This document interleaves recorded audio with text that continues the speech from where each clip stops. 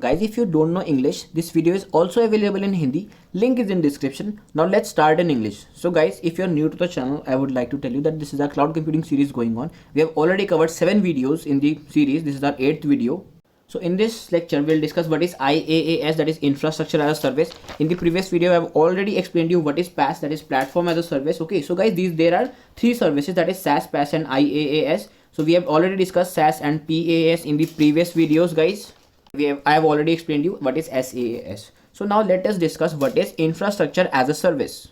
So guys, in short, if I tell you what is SaaS, we do not have any control over the application or over the hardware, software or your operating system, right? We do not have any control over anything. We are just taking the services from the cloud service provider and we are just using the application. Okay, that is, we are just using the instance of that particular application. We do not have any control on anything in the SaaS model. And in the platform as a service model, that is PaaS, guys, we have control over the application, guys, okay, and the data part also. Like we have some tools, okay, we have got some deployment tools, development tools which are required to develop the application. So in that we can develop some application using we also get the platform and the runtime environment, right? So that is the scenario for platform as a service. And now in your infrastructure as a service, guys, you get all these things which we get in SaaS and PaaS also, but there are some extra features available to us as well. Okay, so now let's start. It provides us infrastructure basically. Okay, that is why we call it as Infrastructure as a Service.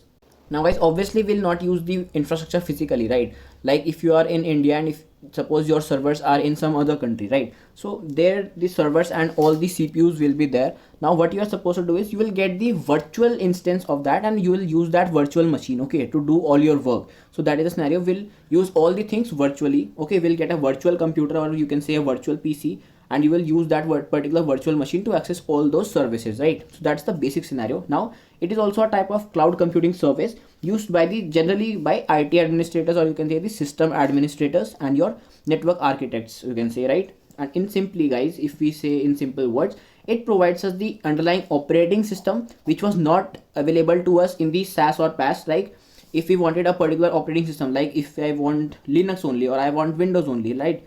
So we do not had any control over that in the previous 2 services, that is SaaS and PaaS. So if we want a particular operating system, then we should go for infrastructure as a service, right?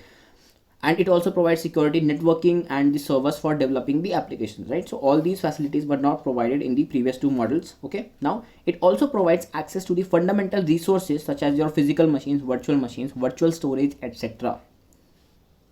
So guys, in short, if I tell you with the help of a diagram, in software as a service we used to have all these things, right? In all the 3 models, guys, we have all these things which I have written over here.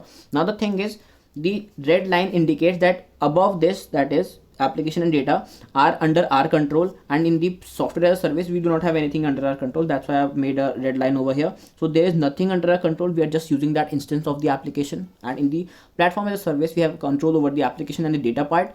And guys, we do not have any control over these things which are below the red line, right? So that's why in the software as a service we do not have any control over anything, because the red line I have made over here for the explanation part. And in the PaaS model, guys, we do not have any control over all these things which are below the red line. And guys, I have also written below the red line, service provider will manage all the things, right? All these things will be managed by the service provider, and above the red line we will manage all the things. So in the infrastructure as service, guys, we are getting more control on these things, right? In this we had 0 control, in this we had some control, and in this we have the most control, right? That is control more than PaaS and SaaS. Okay, so we have control on application, data, runtime, middleware and operating system also, but we do not have any control over virtualization, server, storage or networking. So these things will be managed by our cloud service provider.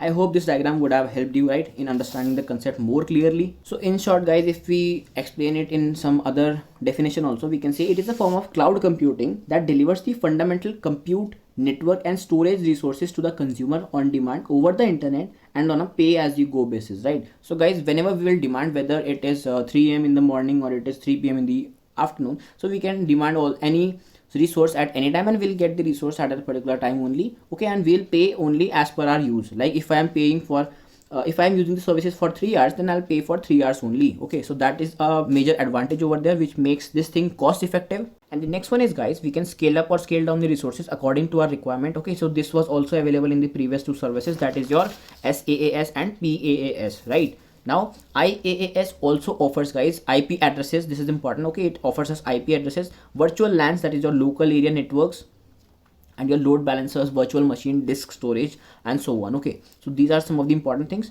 Now guys, if you want to explore this thing, that is your infrastructure as a service, in practical life, right, you can go to the Amazon Web Services, AWS. Okay, and then you can go under the compute section and you can explore this EC2 web service, right? So in this EC2 web service guys, you will be able to get the virtual servers or the virtual machines and so on. So you will be able to get all these things which are provided in the infrastructure as a service. Okay, so you can explore if you want.